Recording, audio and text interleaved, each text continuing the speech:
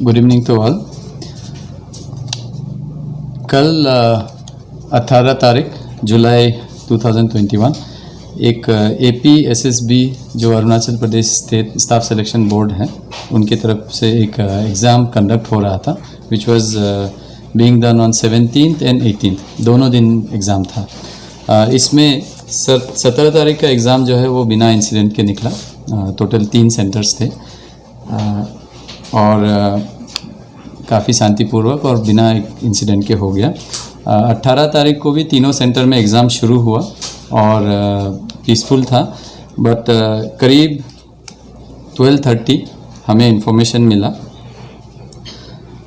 कि एक कैंडिडेट, एक फीमेल कैंडिडेट देरानातुंग गवर्नमेंट कॉलेज में एक मोबाइल फ़ोन यूज़ कर रही है एग्ज़ाम में चीटिंग करने के लिए। तो एक रिटन FIR हमें मिला श्री N प्रमाणिक से, जो कि सेंटर सुपरिटेंडेंट थे। ये जो इंसिडेंट है वो रूम नंबर 25 DN कॉलेज में हुआ है।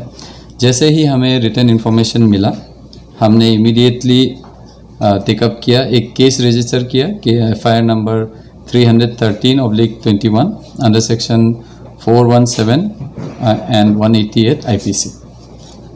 417 basically is the section for cheating and 188 for not following government order। इसके बाद हमारे investigating officer SI AK Jha ने इमीडिएटली प्लेस ऑफ ऑकरेंस को विज़िट किया। वहाँ पे की विटनेसेस के स्टेटमेंट्स रिकॉर्ड किए और एक फ़ोन जो कि सैमसंग S10 ब्लू कलर का है उसको सीज़ किया। इसके अलावा जो एलिजिड एक्यूज थी उसको भी वहीं से हमने डिटेन कर लिया। तो इसमें हमें ये पता चला है कि वहाँ पे जो स्कूल है, वहाँ जो कॉलेज है, वहाँ ऑलरेडी रूम में इन्विजिलेटर्स भी थे और वहाँ पे magistrate on duty as well as observers सारे लोग अवेलेबल थे एंड टाइम टू टाइम सभी चेकिंग कर रहे थे। और इनिशियली जो है जो लेडी एंटर किया है उसको फ्रिस्किंग भी किया गया था। अनफॉर्चुनेटली फ्रिस्किंग में मोबाइल फ़ोन डिटेक्ट नहीं हुआ। अभी इस केस में हमने टोटल 3 लोगों को अरेस्ट किया है। सबसे पहला miss Takoni Dodum, age 28, she is from east Kameng district एंड अभी जो है बारापानी नाहरलगुन में रह रही है। दूसरा Shri Sunny Dodum, age 38, he is also from east Kameng district and right now he is residing at FNG sector. और तीसरा Niyaz Ahmad, 31 years, originally from Bongaigaon Assam, लेकिन अभी जो है वो G एक्सटेंशन नाहरलगुन में रिसाइड कर रहा है। ये पूरे इन्वेस्टिगेशन में हमने बहुत सारे आइटम सीज किए हैं। उसमें से मैं जस्ट फॉर योर इन्फॉर्मेशन मैं एक बार लिस्ट आउट कर देता हूँ। हमने total 3 mobile phone set seize किया है। एक जो एग्जामिनेशन हॉल में यूज़ हो रहा था सैमसंग S10, दूसरा जो है ओप्पो A5 जो कि सन्नी दोदुम का फ़ोन है, जिससे व्हाट्सएप मैसेजेस का आदान प्रदान हो रहा था। और तीसरा हमने मोबाइल हैंडसेट एक वीवो का सीज़ किया है जो कि नियाज़ अहमद का है एंड इसमें बेसिकली उसने जो है आंसर्स ऑनलाइन सर्च किया था गूगल के सर्च इंजन के थ्रू। इसके अलावा हमने एक रफ़ नोट जिसमें आंसर्स लिखा गया था, ऑलरेडी आंसर्स लिख करके जिसको फ़ोटो क्लिक करके वापस भेजा जा रहा था, वो नोटबुक भी हमने सीज कर लिया है। नोटबुक में एग्जैक्टली वो उन पेजेस को तो फाड़ दिया गया है जिसमें था, लेकिन उसका पेन इम्प्रेशन रह गया है, तो वो हमने सीज कर लिया है और इट इज़ प्रूव दैट वही है। एंड इसके अलावा हमने क्योंकि एग्जामिनेशन हॉल में जैमर्स भी लगे हुए थे, तो APSSB से हमने रिक्वेस्ट किया और टोटल 28 जैमर्स हमने सीज किया है तो फाइंड आउट कि जैमर के रहते हुए मोबाइल फ़ोन क्यों चल रहा था। देन हमने जो कैमरा फुटेज है उस रूम का उसको भी हमने सीज किया है ताकि एसर्टेन किया जाए कि ये पूरा वाक़या जो है कैसे हुआ है।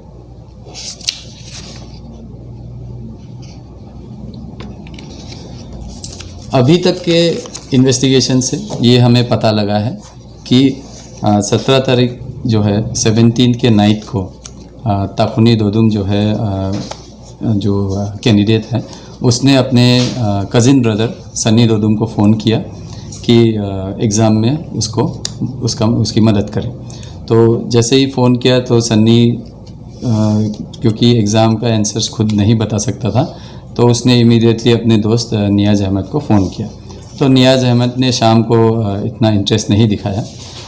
नेक्स्ट मॉर्निंग 7 o'clock के करीब फिर से कैंडिडेट का अपने भाई को फ़ोन आया कि आप मदद कीजिए। तो इसके बाद सन्नी ने फिर से नियाज़ को फ़ोन किया कि घर आ जाओ, ज़रूरत है। तो सन्नी ईटानगर से नाहरलगुन गया, वहाँ से नियाज़ को पिकअप करके आया, आके दोनों करीब 10 बजे घर पे पहुँच गए। इसके बाद 10:27 को सबसे पहले एक मैसेज आता है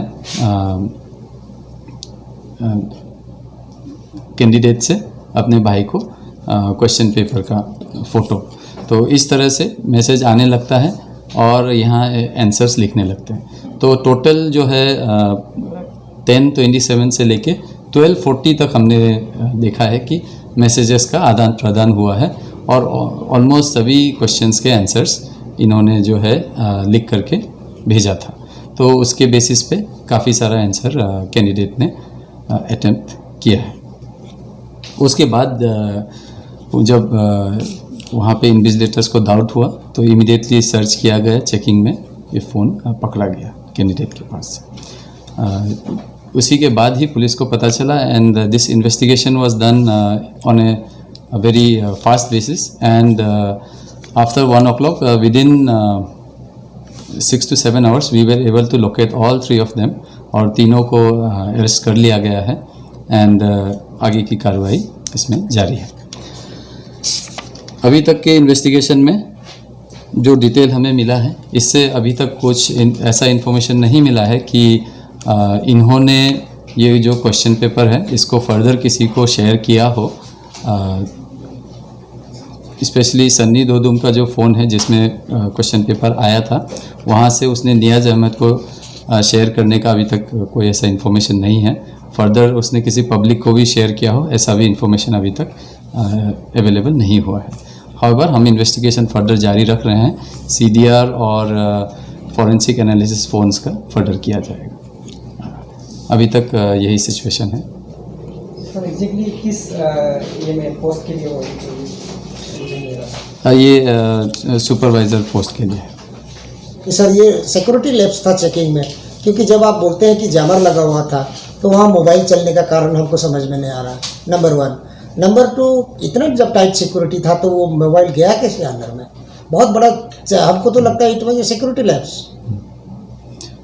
Definitely during frisking it has not been found, so definitely we are worried and we are looking into the issues की जो भी हुआ है वहाँ पे जो वहाँ पे तैनात थे उनको भी नेसेसरी एक्शन लिया जाएगा पुलिस की ओर से। एंड डेफिनेटली आई थिंक 2 घंटे तक फ़ोन यूज़ हुआ है तो उस पर भी we will look into the footage as to how this was possible और finally जो current incident है इससे what we have seen is कि one person's you can say attempt to cheat the system actually इससे बहुत लोगों को jeopardize भी होता है, क्योंकि अगर क्वेश्चन पेपर फर्दर पब्लिक में लीक होता तो whole exam process also could have been restarted, इसको फिर से करना पड़ता।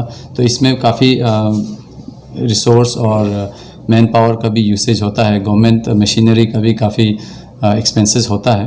तो इस तरह से हो सकता है कि सिंगल पर्सन के लिए बहुत छोटा सा इंसिडेंट लगे, पर फॉर द सिस्टम ये बहुत ही सीरियस इंसिडेंट हो जाता है। एंड इसीलिए पुलिस ने पूरे सीरियसनेस से सारा कार्रवाई किया है एंड इमीडिएटली हमने इसलिए अरेस्ट भी किया ताकि it should become very clear to everyone that such attempts will not be taken in the light way. तो और सबसे मैं ये भी अपील करूँगा to all the future candidates that such attempts or to subvert the process of the examination should not be done, because it is not just harming him or her, his or her chance, but it may also harm the chances of all the genuine candidates. So from everyone, I'd like to request all the future candidates, please follow the rules that are given.